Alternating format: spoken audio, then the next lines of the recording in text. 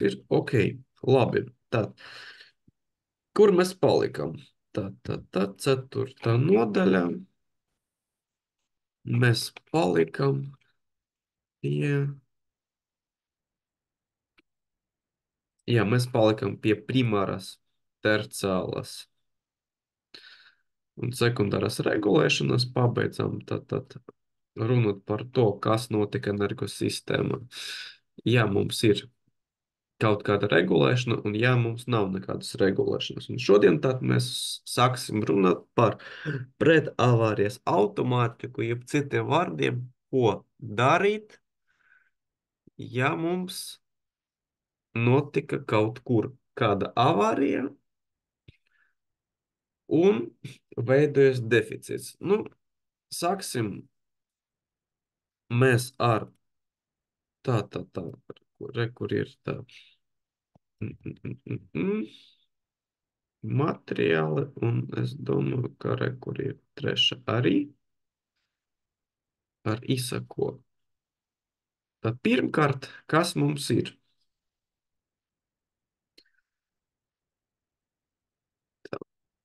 Kur viņš ir?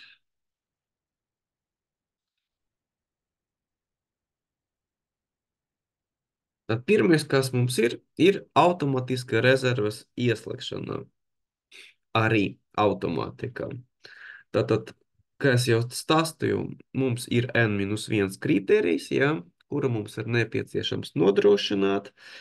Tāpēc daudz kur mums ir iebūvēta arī funkcija. Un šeit tad mēs paskatīsimies tātad pavisam īsi, tātad bez uzdevumiem, nu, kāda veida vispār arī mums eksistē. Tātad, lai patērētājus nepārtraukti apgādāt ar elektroenerģiju, liela nozīme ir rezerves līniju, transformatoru, kopuņu, sekcijas un rezerves dzinēju automātiska ieslēgšana. To veids ar speciālu automātisku rezerves ieslēgšanu arī ierīce. Patērētāju elektroapgādes pārtraukuma ilgums arī sekmīgas darbības rezultātā veido ap 0,5–0,8 sekundes, un 95% gadījumos arī ierīču darbība ir sekmīga. Sakara ar to arī pielietošanas ekonomiskais efekts ir ievērojami liels. Tātad arī mums ir ātrdarbīga automātika. Un tad kādi mums ir varianti? Nu, sāksim ar to, ka kur vispār mēs pielietojam arī pamata apakšstācijas un feeder punktos. Tātad, kur mums ir tātad svarīgi mezgli, tātad sadales mezgli, kur mums ir iespēja arī ievietot automātiku. Tas pats kā ar visu aizsardzību, relē aizsardzība, pretāvārijas automātika, viss atrodas tātad svarīgākos mezglos, kas pēc būtības ir apakšstācijas.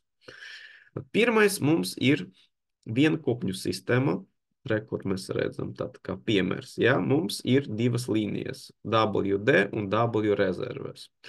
Tas kāpēc rezerves? Nu, tāpēc, ka normāla darba režima ir domāts, ka mums ir tātad viena līnija ieslēgta, kas nodrošina, pēc tam šeit ir feederi, tātad nodrošina tātad sadali. Ja? Bet gadījumā, ja tiek atslēgt jaudas slēdzes kudē no relē aizsardzības, ja mums veidojas, nu, teiksim, tiek detektēts kāds bojums, ja, veda līnijā, kopā ar jaudas slēdzi tiek palaista arī automātika, kas ieslēgs rezervas līniju un nodrošinās barošanu no tātad citas puses. Varbūt uzreiz parādīsies jautājums par to, ja mums ir divas līnijas, kāpēc netur paralēli ieslēgtus abus divus kopā? Nu, šeit ir tāds moments, ka nevienmēr ir iespēja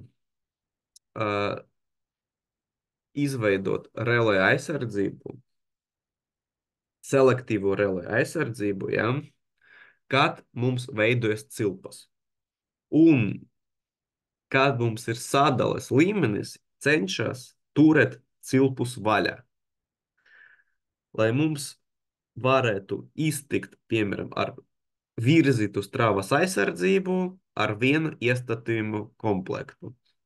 Kad mums parādās cilpas, tur viss ir sarežģītāk, Dolgis es par to jums stāstīs, pēc tam mums ir kursa projekts relē aizsardzība, ja? Tur arī es jums atgādināšu tātad, ar piemēriem un ar uzdevumiem. Tātad īsumā tātad, ideja tāda ir, kā cenšas tātad, cilpus turēt vaļā.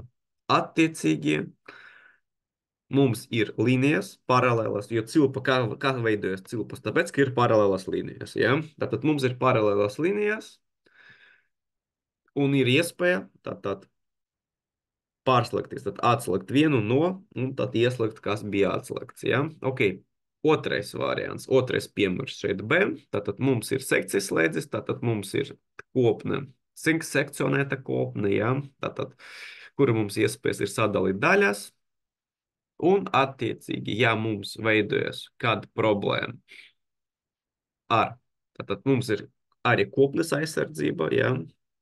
Gadījumā, ja kāds notiek, ja, mums ir iespēja tātad pārslēgties, ja. Tātad, kur arī viņi šeit ieslēdz kopļu slēdzi, ja. Tātad laba un kreisa daļa tiek savienota kopā. Normālā režīmā šeit slēdzes ir vaļā. Tad, ja kāds notiek ar līniju VD1 vai VD2, ja, tātad, jo normāla režīma, tātad līnija VD1 nodrošina sekciju 1 un līnija VD2 nodrošina sekciju 2, tāpēc, ka slēdzes ir vaļā.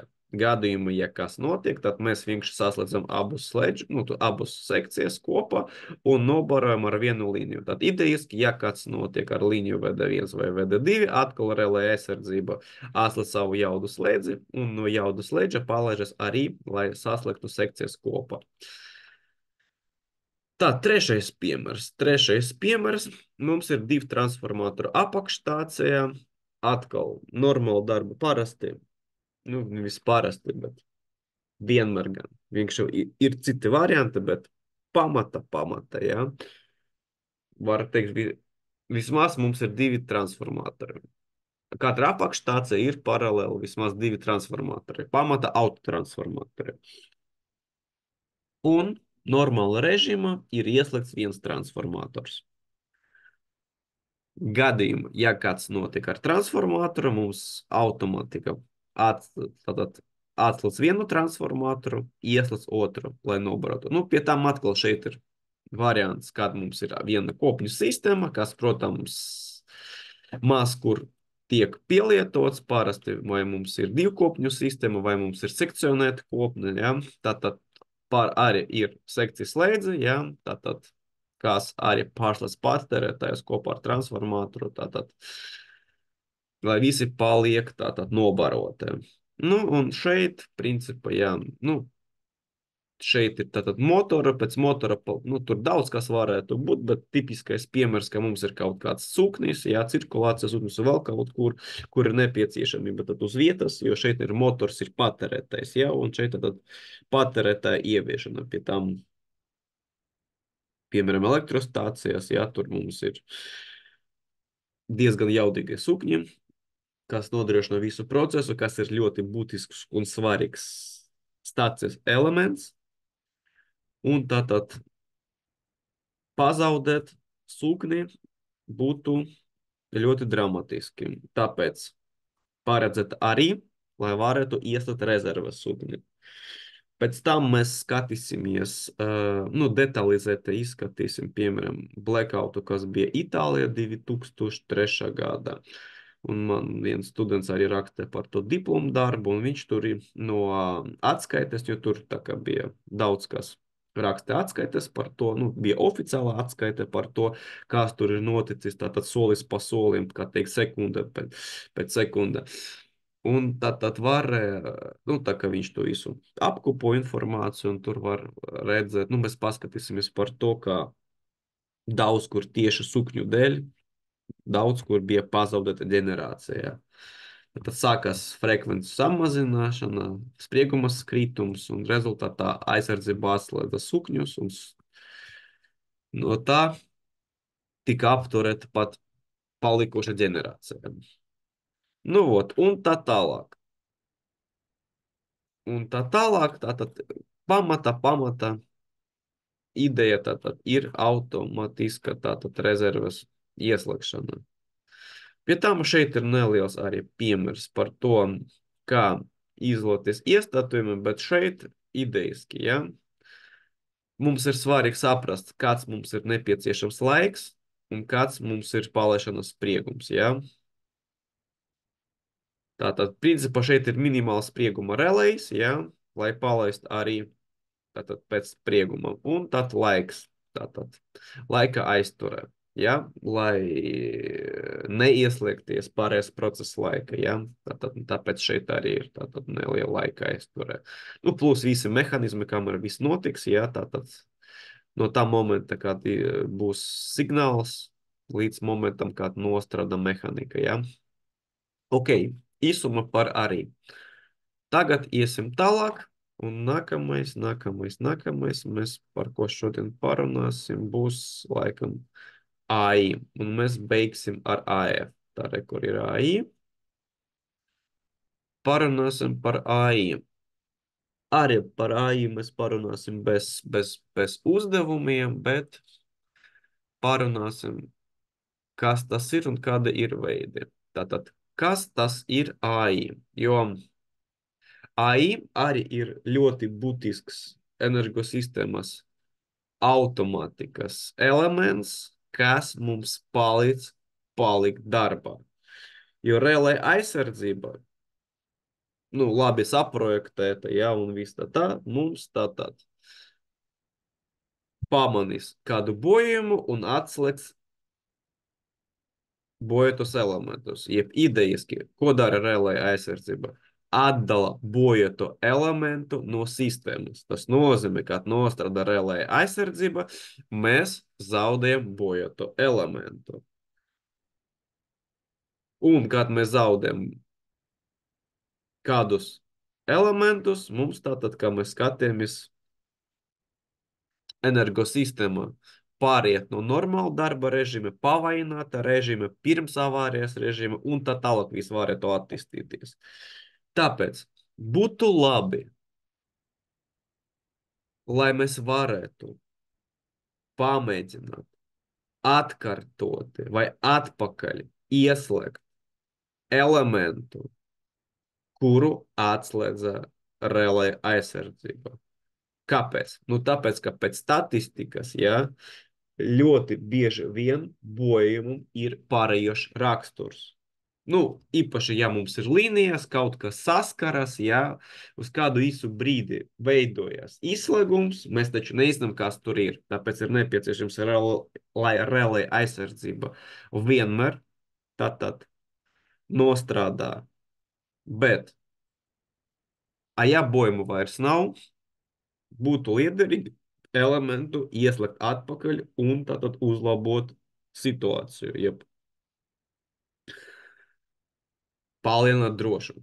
Nu, vot, tāpēc šeit principā sāksim ar to, kas mums ir. Klasifika. Tā.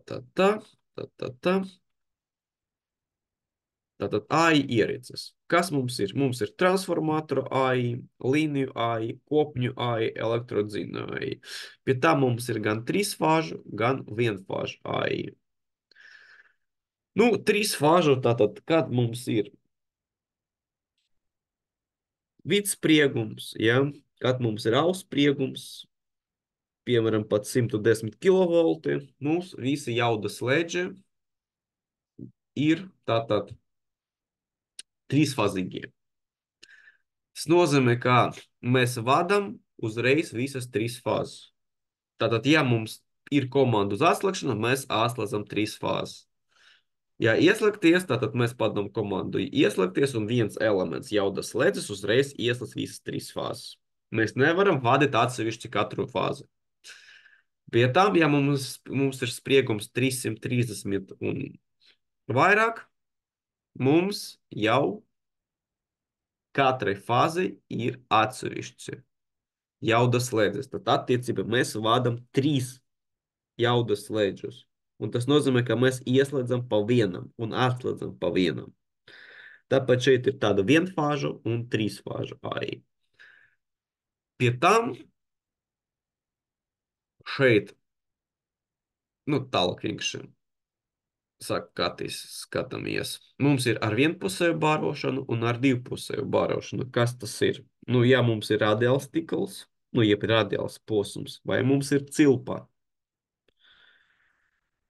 Kāpēc tas ir būtisks? Nu, tas pats kā ar aizsardzību, bet šeit ir vēl būtiskāk. Mums ir augsts spriegums, mums ir energosistēmas daļas. Katra daļa ir sava ģenerācija un savi patērētāji. Mums ir plūsma starp energosistēmas daļām. Un kad mums atslēdzas līnija, kas savieno energosistēmas daļas, mēs nonācam tādā situācijā, piemēram, ka viena daļa ir deficīts, a otra daļa ir pārpalikums. Un jautājums, kā viņi palika savienoti? Vai tur ir paralēlas vēl kādas līnijas, ja, kas var nodrošināt, lai viņi paliek kopā? Vai līnijas, kas to nodrošina, ir pārslagoti vai ne? Vai vispār atslēdzoties, mēs sadalām energosistēmu divas daļas? Un kas tas nozīmē? Tātad, ieslēdzot atpakaļ, mums ir nepieciešams sinhronizēt tas, jo katra energosistēma ir savi ģeneratori, ja? Sava frekvence, un pa to laiku, kamēr energosistēma sadalās, tur, kur ir deficīts, ja? Tur visas frekvences samazinās, sprieguma EDS vektors, nu, tas apvienotais, viņš piebremzē. Tur, kur ir pārpalikums, tur pātrinās. Bet mēs varam atpakaļ ieslēgt slēdzi tikai tad, kad spriegums, nu, un EDS vektors abas daļas būtu sinhrons, jeb vienas pēc amplitūdas, pēc frekvences un pēc leņķa. Tāpēc šeit ir nepieciešama sinhronizācija, tāpēc atsevišķi izdalā AI tur, kur ir divpusēja barošana, tāpēc, ka tur ir pavisam sarežģīti, nu, teiksim, daudz sarežģītāk, jo kad mums ir vienpusēja barošana, ko? Padodam komandu ieslēdz jaudas slēdzi un viss. A šeit mums ir nepieciešama sinhronizācija. Tāpēc, kur ir divpusēja barošana, ar sinhronismu kontroli, bez sinhronismu kontrolas, nu, tur, kur nevajag. Mums ir, piemēram, kad ir šuntieša saites, ja, nav variantu, kā mēs, teiksim, sadalām energosistēmas daļas, vai mums ir kaut kāda, energosistēmas daļa, bet tur nav nekādas ģenerācijas, mums nav ko sinhronizēt, mēs vienkārši pieslēdzam kā patērētājus, ja, tāpēc nav nepieciešamības. Nu, un varianti, kā mēs varam uzlabot AI darbību. Nu, tagad sāksim skatīties, izmantojot piemērus. Pirmais, ar ko jāsaka? Ir divi varianti, kā mēs varam realizēt AI. Principā šeit, nu, teiksim, nav būtiskas atšķirības, bet tomēr ir varianti. Te mēs redzam, ka galvenais elements mums pa lielam ir relē aizsardzība, ja? Kas padod komandu, lai atslēdzas elements. Nu, šeit ir līnija V, W. AI ir atsevišķa automātika. Jautājums, kā palaist AI? Un šeit tātad ir divi varianti. Pirmais variants. AI palaižas no relē aizsardzības. Tātad relē aizsardzība padot komandu atslēgt jaudas slēdzi un palaist AI. Jo AI nedod komandu atpakaļ ieslēgties momentāni. Kāpēc? Tāpēc, ka AI ir savs iestatījums laiks. Laiks mums ir svarīgs. Kāpēc? Nu, tāpēc, ka ir nepieciešams pagaidīt. ja mums bija bojums, pat ja viņam bija pārējošais raksturs, varēja izveidoties elektriskais loks. Kamēr bija elektriskais loks, notika tātad ionizācija, gaisa ionizācija, vai citi tātad, kā teikt, kādi efekti, ja? Tāpēc ir nepieciešams pagaidīt, kamēr notiks gan gaisa ionizācija, kamēr, teiksim, jaudas slēdzis būs gatavs, ja? Atpakaļ ieslēgties, jo tur ir mehānika. Tāpēc mēs tā kā iestatām AI no tā momenta, kad AI saņem komandu, laika aizture, lai dot tātad visam, tātad gan gaisa dionizācija, lai notiek, lai sagatavojas jaudas ledus un tā tālāk. Un tad AI padod komandu atpakaļ ieslēgties. Vai relē aizsardzība atslēdz jaudas slēdzi un no tā, ka jaudas slēdzis ir atslēgts, palaižas AI. Nu, tad ir divi varianti. Šeit ir elektromehāniska AI, padomju vēl piemērs. Tātad mēs to neskatīsimies ar PV58, uzbūve un tā tālāk. Pie tam atkal te vēl viens paveids, kas atkal vairs nav aktuāls ar spiesta gaisa sledžiem, ja, tātad pa lielam ar spiesta gaisu vairs neizmanto, tāpēc šeit pat varēja neskatīties, un kur ir, ar ko mēs sāksim, tad sāksim skatīties. Tas ir pirmais. Ok, jā. Tad AI. Tad vēlreiz, kāda ideja? Bojums, palaižas relē aizsardzība. Relē aizsardzība dot komandu jaudas slēdzim atslēgties, palaižas AI. AI dot komandu jaudam slēdzim ieslēgties, un mums tur ir divi varianti. Ir bojums vai nav bojums. Ja mums ir joprojām bojums, atkal palaižas relē aizsardzība, padodam komandu, jaudas slēdzim atslēgties. Un te parādās jautājums, vai mēs nevaram kaut kādā veidā uzlabot visu šo secību, ņemot vērā, ka mēs jau kaut ko zinām. Piemēram, šeit ir pātrinājums pirms, tātad idejaski. Priekš kā mums tas viss ir nepieciešams? Mēs teoretiski zinām, ka mums ir bojums, ja? Un mēs padodam jaudas slēdzi ieslēgties. Un ja bojums palika, tad atkal gaidām relē aizsardzības, tātad laika aizturē, lai nodrošinātu relē aizsardzības selektīvu darbību. Priekš kā mums to gaidīt, kad mēs jau zinām, ka tur var būt bojums, jo kad mēs ieslēdzamies un ir bojums, mums ir milzīga strāva, tas ir bīstams un tā tālāk. Nav liederīgi. Tāpēc varianti, kā mēs varam tātad pātrināt visas tas darbības, ja, lai ātrāk, piemēram, atjaunot visu šito barošanu, ja bojuma nav.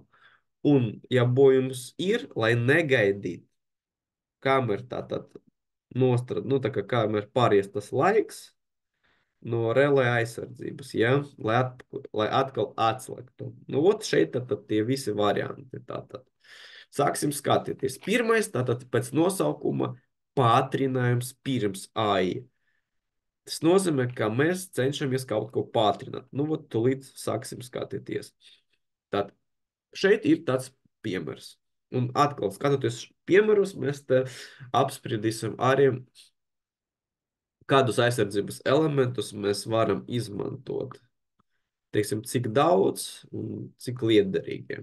Nu, pirmkārt, mums šeit ir radiāls tīkls. Virkne mums ir 3 līnijas. V1, V2 un V3. Pie tām attiecīgi, tā kā katru līniju mums jābūt iespēja atslēgt, mums ir 3 jaudas slēdži. Q1, Q2 un Q3. Attiecīgi, katru jaudas slēdzi atslēdz selektīva relē aizsardzība, kas šeit schēma ir SA. Un mums šeit ir viena AI ierīce, kas būtu spējīga tātad atpakaļ ieslēgt tikai vienu jaudas slēdzi Q1. Tātad, ko mēs te redzam? Tad teoretiski, ja mēs gribam atpakaļ ieslēgt elementu, tātad katram elementam jābūt aprīkotam ar savu AI, kas ir papildus izmaksas. Tad šeit ir variants, kad mēs realizējam AI izmantojot tikai vienu ierīci pie jaudas slēdža Q1, ja pie līnijas V1. Kā to var panākt? Ja mums ir bojums trešajā līnijā, kur viņš ir, kā viens parādīts šeit. Jo attiecīgi, ja mums ir selektīva aizsardzība, selektīva nozīmē, kā mums ir tātad palaiža, nevis palaiža, bet nostrādā tikai tāda aizsardzība, kas aizsarga konkrētu elementu, kur ir bojums, tātad pie selektīvas aizsardzības jāatslēdz tikai Q3, bet Q3 nav AI, attiecīgi atpakaļ ieslēgt mēs nevaram. Tad ko dariet? Aktivizē kopā ar selektīvu aizsardzību. Kas ir selektīva aizsardzība? Aizsardzība ar laika aizturē. Aktivizē tā saucamo neselektīvo stravas aizsardzību. Jeb stravas aizsardzību bez laika aizturas. Un ar, teiksim, vismazāko stravas iestatojumu. Kur ir nostrāde un kur ir vērtības. Redziet, selektīva 1, selektīva līnija 1, selektīva līnija 2, selektīva līnija 3. Un kur ir neselektīvas aizsardzības.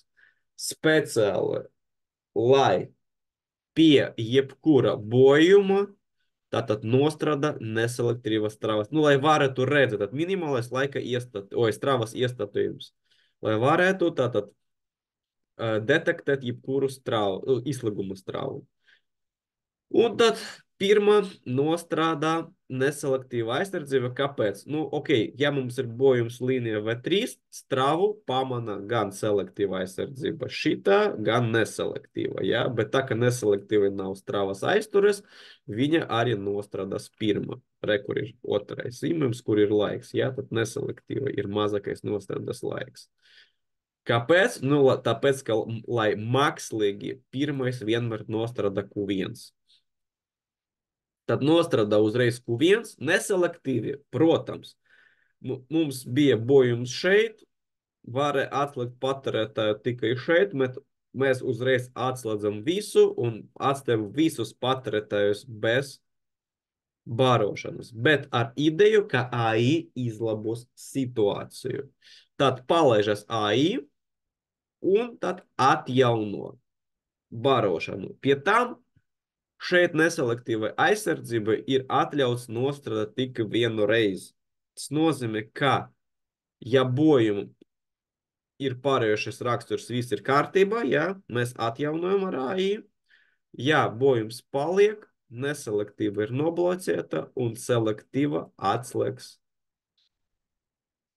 līniju V3.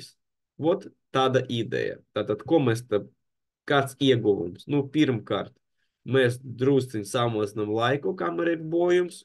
Otrakārt, izmantojot tikai vienu AI ierīce, mēs varam tātad nodrošināt AI tātad visai virknei. Pie tam, protams, ir trūkums. Mums vienmēr nostrādā Q1 un resurss Q1 būs, protams, no tā samazināts. Ok, nākamais piemērs. Ko vēl varam? AI darbības pātrinājums pēc AI. Kādi mums ir varianti? Tā. Kur ir mūsu schēma, atkal virknes slēgums. Mums šeit ir trīs līnijas, viss tas pats, tikai mums šeit ir visur selektīvā aizsardzība un AI ir pie katra tātad slēdža. Tātad jau dārgāks izpildījums. Un kāda šeit ir ideja? Ideja šeit ir tāda, ka kad relē aizsardzība, selektīva relē aizsardzība, tad bojums šeit otrā līnija, tad nostrādā aizsardzība, tad B ar selektīvu aizsardzību un atslēdz savu jaudas slēdzi. Un tad palaižas AI, bet tā, kur tas ir rakstīts, atslēdz, jaudas kutīvi, paziņot. Vot, re, kur ir. Bet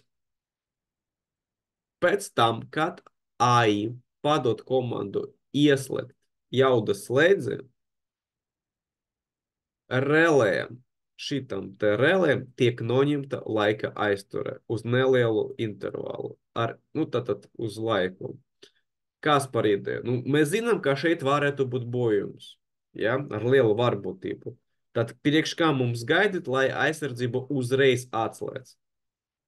Tad pirmo reizi viņa atslēdz normāli, un otru pēc AI, ja, mēs ievadam pātrinājumu laika aizturu. Jeb noņemam laika aizturu.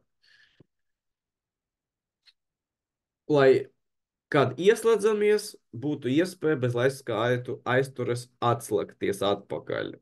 Un tad pēc tam atkal viss no jauna. Tad cikls varētu atkārtoties. Tad pēc tam jau mēs nostrādāsim atkal, ja šeit parādīsies bojums, tātad selektīvi. Jo šito te pātrinājumu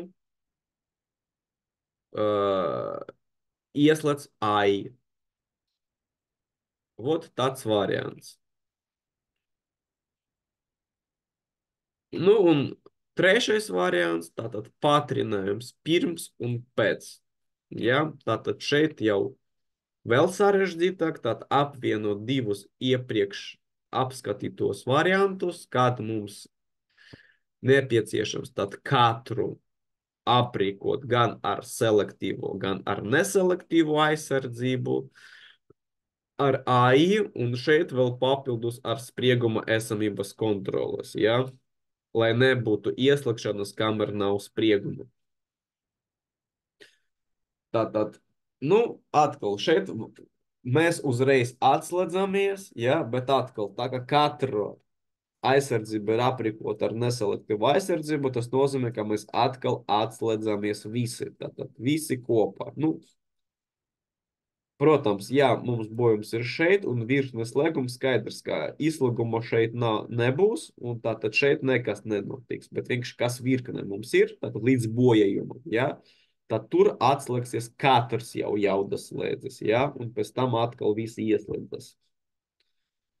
Vot tādi varianti. Tātad šeit par AI tālāk šeit ar pieaugušu darbu skaitu nav aktuāls, tāpēc, ka šeit ir vecais, kad mums ir tā kā, nu, nav piedziņas. Tur viss ir tā kā balstojas uz atspērēm, ja? Enerģija, atspēres enerģija ierobežota, un tur tad ir nepieciešams pēc tam braukt cilvēkiem. Tātad šeit nav iegas apskatīties. Vēl viens piemērs ar AI, kas ir aktuāls un ar laiku ir tikai aktuālāks, ja? Tāpēc, ka tagad jau vairāk parādās jautājumu, kā var ietaupīt aizvietojot jaudas slēdžus ar slodzes slēdzim. Un šeit tad ir ideja, kā ar AI palīdzību varētu samazināt jaudas slēdžu skaitu. Tad kāda šeit ir ideja? Kur ir? Šeit ir tikai viens jaudas slēdzis Q1, un tur, kur visi atzarojumi, mums ir tikai slodzes slēdzi QR1, QR2. Bet, kā ir zināms, ar slodzes slēdzi mēs nevaram atslēgt izslēgumu. Viņš ir paredzēts, lai atslēgt normālu darbu strāvu. Ko dariet? Nu, ot šeit ir variants, kad relai aizsardzība uz vietas, re, kur ir lokāla, kad pamana bojumu, tiek padota komanda, lai mākslīgi uztaisīt izlegumu uz zemi, re, kur ir, teiksim, zemujuma naži. Priekš kam, lai parādās galvenā līnija, jeb tranzīta līnija, jā, milzīga izslēguma strāvu, ko pamana līnijas strāvas aizsardzība un kas atslēdz QAI1.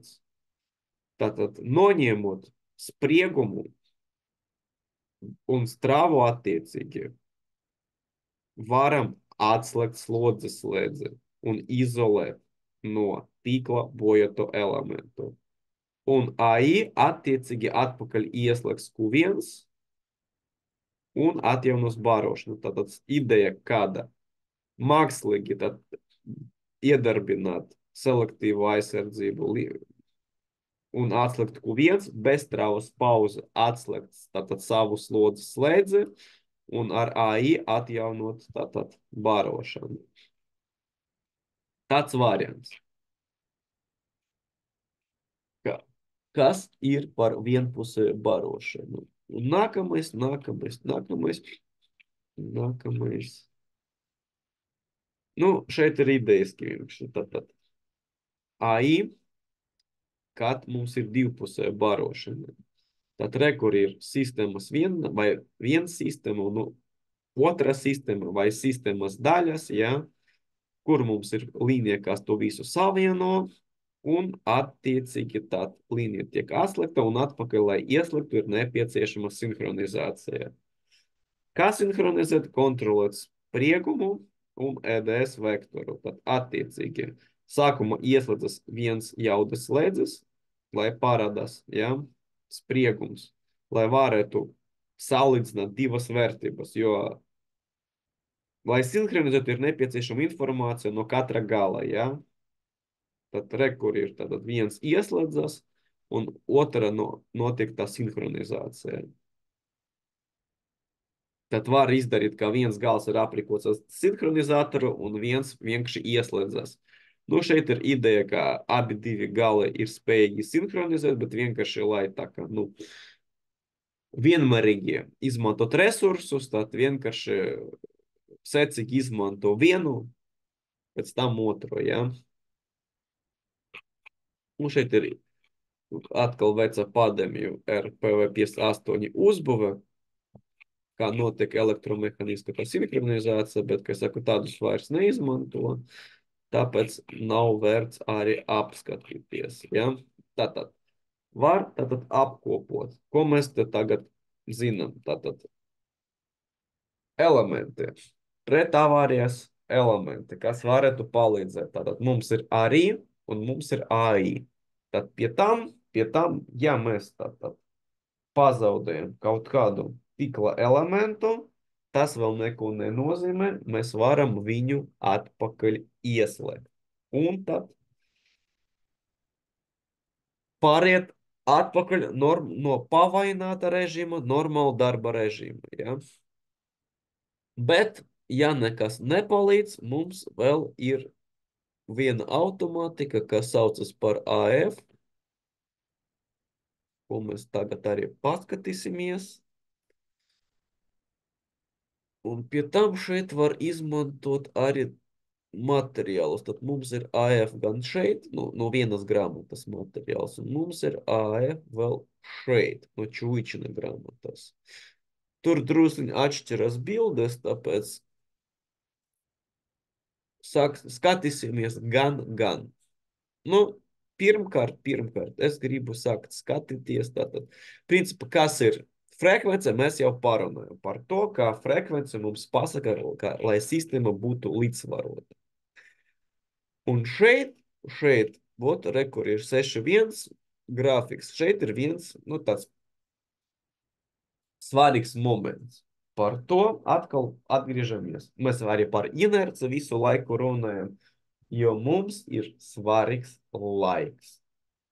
Jo laiks mums Tātad, kamēr mums ir laiks, mēs varam vēl kaut ko izlabot. Un šeit tad ir pirmais grafiks, svarīgs grafiks. Un ko viņš mums pasaka? Turbo agregāta pieļaujamu frekvences laiku zonu piemērs. Jeb robežas, ja, kad ģeneratoram ir atļauts strādāt, jeb būt pieslēgtam pie tīkla. Un šeit ir robežas un laiks, ja, tātad pie,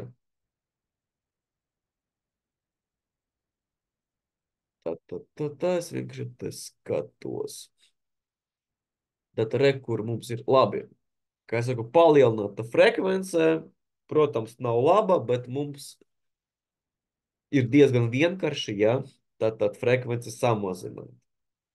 Sāksim skatīties, kas mums ir ar pazeminātu frekvenci. Un rekur mēs skatīsimies pirmais punkts. Tātad, ja mums frekvence samazinās līdz vērtību rekur ir 48,5, tas nozīmē, ka mums ir tikai 60 sekundes, kamēr nostrādās ģeneratora aizsardzība un atslēgts mūsu ģeneratoru no tīkla. Tātad ideja, ja tīkla veidojas deficīts un samazinās frekvence, samazināta frekvence ir bīstama visiem pārējiem ģeneratoriem, kas palika darbā. Un ja mums neizdosies izlabot situāciju, ģeneratora automātika atslēgs ģeneratorus no tīkla. Tāpēc, ka katra automātika uz katra elementa ir saprojektēta, lai aizsargātu mūsu dārgo un vērtīgo elementu, jeb ģeneratoru. Tāpēc vienalga mums, ģeneratora aizsardzība vienalga, ka tur ir sabrukums. Viņu uzdevums ir saglabāt ģeneratoru. Un jo zemāka būs frekvence, jo mazāk mums būs laika, kamēr nenostrādās ģeneratoru aizsardzība. Tātad pat nedomājot ar to, kas notiek ar patērētājiem, mēs zaudēsim ģeneratorus. Tātad tas būtu pirmais. Pie tam otrais, kas mums šeit ir interesants. Ātrums. Kā samazinās frekvence atkarība no deficita. Protams, mēs saprotam, ka šeit ir inerce. Tāpat šeit ir daudz raksturliknes, ja? Nu, šeit mums sākuma bija pateikts, tad, ja, par vērtībām, bet atkal, mēs visu skatāmies attiecīgi pret mūsu energosistēmu. Un ko mēs te redzam? Mēs te redzam, ka pie deficita 10%, ja, mums frekvence kaut kur nokritīs zem 48 Hz. Pie deficita 30% mēs nokrītam pie kādiem 43 Hz. Pie 50% 38, pie 100, re, kur mēs tur nolaižamies, jā. Pie tam,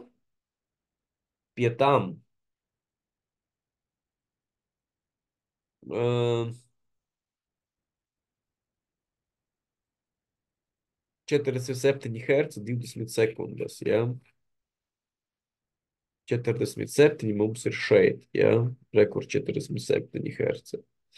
Tad pie liela deficīta, ja, šeit ir laiks, ja, 3%, piemēram, ja,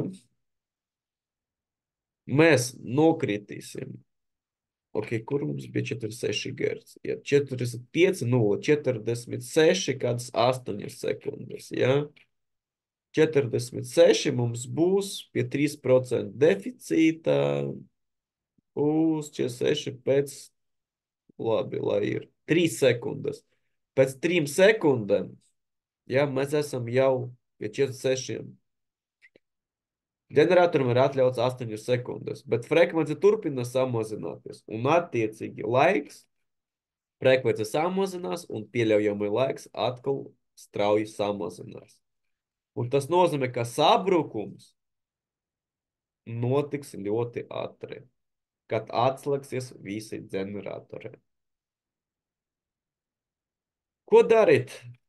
Ko dariet, ja mums neizdodas izlabot situāciju? Jo, kā bija teikts, ja, un kad mēs arī skatījāmies par to, kāda mums ir rezerve, var pie tam, tā man ir, man liekas, tas bija ceturtā, A4 šeit.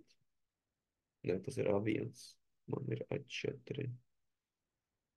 A4, A4. Jā, tātad vienkārši atgādina par to, kas mums ir. Tātad ir piemērs, bet idejiski, kur bija par primāro.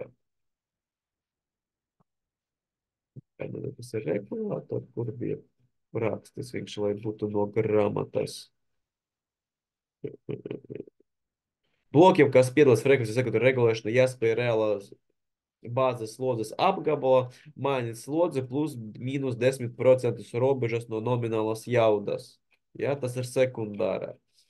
Un primāra regulēšana, tātad rezerve plus mīnus 5%. Ja? Tad ar regulatoriem daudz ko panākt mēs nevaram. Un ja mums ir liels deficīts, mums nav nekādas citas iespējas, tikai ātra tempa sākt atslēgt patērētājus, lai līdzsvarotu sistēmu. Ja? Tā. Ne, šeit nav krāsains, es gribu krāsainu, no tad bija sesta nodaļa, tā, kur man ir, kur jāsesta, un šeit bija krāsaini. Nu, vot, tad nav nekāds cits varianta, kā sakas atslēgt patērētājus. Tāpēc arī pret avārijas automātika, ka te gandrīz pēdējā robežā arī saucas par AF automātiku, jeb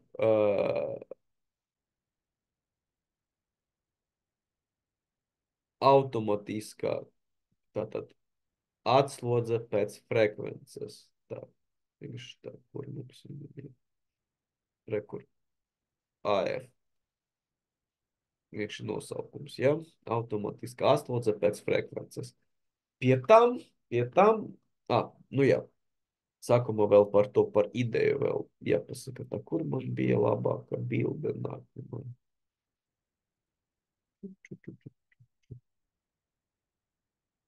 Ja to mēs visu pēc tam apspriedīsim, tad šeit bija tā.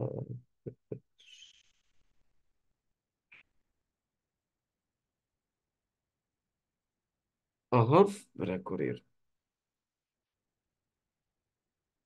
Pie tam vēl jāpasaka par to, ka AF, nu, vot tagad situācija mainījās, tāpēc es domāju, ka to pareizāk noformulēt. Idejiski vienkārši padomju laika bija izdomāts, ka būtu labi AF automātiku sadalīt divas daļas. Pirmā daļa, kas atbild, nu, teiksim, kura uzdevums ir nostabilizēt frekvenci, jeb līdzsvarot energosistēmu, lai patēriņš būtu vienāds ar ģenerāciju. Un papildus AF2 automātika, kuras uzdevums ir atjaunot frekvence līdz nominālu vērtībai. Kāpēc? Nu, tāpēc, ka, kā mēs redzējām, ka, ja mēs līdzsvarojam sistēmu, mums ir viņa līdzsvarota, bet frekvence ir pazemināta. Bet pie pazeminātas frekvences mums ģeneratori nevar palikt darbā. Tāpēc mums ātrā tempa ir nepieciešams atjaunot frekvenci, lai nepazaudētu vēl vairāk. Un avārijas režīmā, kad viss notiek diezgan strauji un ātri, ja, būtu labi, lai automātika bez cilvēka iejaukšanas varētu visu izdarīt. Vot tad bija padomju filozofija. Rietuma Eiropā, kā arī ASV, nesadala AF automātiku divas daļas. Viņam ir tikai vienkārši AF automātika, atslodze pēc frekvences, kuras uzdevums ir tā, ka, ja apturēt tad frekvences krīšanu, jeb līdzsvarot sistēmu. Principā, Itālijas blackout ir ļoti labs pierādījums par to, ka avārijas gadījumā automātika, ja, kas bez cilvēka iejaukšanas visu izdara pati daudz labāk nekā paļauties uz dispečeram, lai viņi tātad atjaunotu frekvenci. Tāpēc, ka cilvēki nevar tik ātri rēģēt un stresa varētu kļūdīties. Bet, teiksim, pie mums tagad ir pieņemts, ka mēs atteicamies no AF automātika, tāpēc, ka mēs sinhronizējamies pie centrālās Eiropas energosistēmas, un mums jābūt tā kā viss tā kā rietumos, un mums tātad vairs AF automātikas nebūs. Nu, no vienas puses var pateikt, ka lēmums ir kļūdains, ja, ka ir pierādījumi, ka nu, teiksim, AF automātika, teiksim, viņu esamība ļoti labi uzlabo situāciju, bet tā kā mums nebija neviena sabrukuma, un mums, teiksim, nav pat pieredzes par sabrukumiem, ja mūsu energosistēma var pateikt, ka, nu, ja mēs esam tik droši, ja un mums viss ir tik labi, ka var arī izdzīvot bez AF2. Nu, šeit arī varbūt vēl viens iemesls. Mums nav cilvēku, kas nodarbojas ar AF automātiku, ja AST, tāpēc, principā, viņi tur ir un ir, tāpēc, nu, vot, būs tagad vēl mazāk AF. Tāpēc tā, nu, kas tā kā ir, tā ir. Mēs tagad, kā teikt, mums ir tā kā bāzes informācija, tāpēc mēs apskatām gan. Tad idejaski, ko mēs te redzam? Tad 4 attēls. Tad mums ir avāriju scenārijs, ja? Tātad, nu, atkal šeit ir scenārija 1, 4, 5, 6 tālāk, nu, bet idejaski mums notiek avārija un sāk samazināties frekvence. AF automātika palaižas pēc frekvences. Tad tikko frekvences vērtība samazināsies līdz noteiktam vērtībam, kas arī ir automātikas palaišanas iestatījums, tiek automātiski atslēgta patērētāju grupa. Tad AF automātiku tātad izreicina saprojektē, kur nolem, kas par patērētājiem, ar kādu jaudu, tātad atslēdzas pirmie, ar pirmo pakāpi, teiksim, pirmā grupa. Kādi patērētāji ar kādu jaudu, pie kādas frekvences atslēdzas, tātad kur ir frekvence samazinās, nostrādā otrā kārta, jeb atslēdzam otru patērētāju grupu un tā tālāk līdz N. Tad sākumā ir nepieciešams saprast, cik daudz patērētāju ir nepieciešams piesavienot pie AF automātikas, jeb citiem vārtiem, cik daudz patērētāju mums, nu, mēs plānojam sliktākajā gadījumā atslēgt, kā mēs viņus sadalām, ja, kurus mēs atslēdzam sākumā, kuru pēc tam un tā tālāk. Un jāsaprot, pie kādas frekvences vērtības jāslēdz kādu grupu. Tad kur ir visi iestatījumi. Kad mēs to visu saprojektējam, tātad avārija, frekvence samazas un attiecīgi atslēdzam pirmo, atslēdzas grupa, samazinās deficīts, samazinās arī frekvences krišanas ātrums. Attiecīgi mēs arī šito redzam. Otrā, trešā, ceturtā, piektā. Un kur mēs redzam, ka atslēdzot 5 grupas, mums sistēma līdzsvarojas un mums ir sistēma balans. Tātad ģenerācija ir vienāda ar patēriņu. Un pēc laika, kur ir AF2, viņa palaižas pēc noteikta laika, mēs turpinam atslēgt patērētājus, lai izveidojas tātad ģenerācijas pārpalikums, kā rezultātā sāka palielināties frekvence. Kamēr nenostrādās atkal visas pakāpes, un mēs neatslēgsim visus patērētājus, kas ir pievienots pie AF2 grupas, vai kamēr mēs neatjaunosim frekvence līdz nominālu vērtībai. Tāda ideja. Tātad šeit viss notiek pēc laika, tad tikko mēs nostrādājam ar AF, kur ir delta T nostrādas, palaižas aiziet AF2 un tad atjaunojam frekvenci. Automatiski, ātri, bez cilvēka iejaukšanas. Ko mēs varam panākt? Kā no pazeminātas frekvences neatslēgs paliekoši ģeneratori. Un mums nenotiks sistēmas sabrukums. Vot tāda ir AF automātika. Tad idejiski, kas mums šeit ir? Kur ir formulas 4, 5, 4, 6, 4, 7. Ar ideju, ko mēs te varam? Nu, sākas ar to, ka mēs gribam saprast, cik daudz mums ir nepieciešams pievienot patērētāju, jeb jaudu, lai nepieļaut, lai frekvence samazinās zemāk par. Un šito jautājumu var apskatīt atkal atkarībā no tā, kāds parametrs mums ir svarīgs. Tad var to pašu pateikt savādāk. Kāda būs minimāla frekvence, ja mēs pie AF automātikas pievienosim tik un tik patērētājs, jeb tik un tik tādu lielu jaudu. Tad idejiski pamata ir viena formula, jautājums, kādu parametru vai frekvence vai jaudu, ja, mēs gribam izreicināt. Un attiecīgi nākamais ir jautājums, kā mums sadalīt jaudu starp divam AF, AF1 un AF2. Vot tā. Bet pa lielam, tā kā mums šodien nav cilvēku, es tomēr teiktu, ka mēs šodien šeit arī pabeigsim. Un nākamreiz kopā ar pārējiem pārreicināsim uzdevumus. Lai cilvēki, kas šodien nepiedalās, paskatās teoriju, palasa grāmatu, un tad mēs nākamreiz pārreicināsim kopā uzdevumus. Un pabeigt var principā ar šito teikumu, kas mums te ir apakšā par to, ka AF1 apjoma vidējas vērtības energosistēmas ir kaut kur 3-5% no maksimālas slodzes. Pie AF2 iericam 5 līdz 12-20% no slodzes. Nu, atkal, ja ir AF2.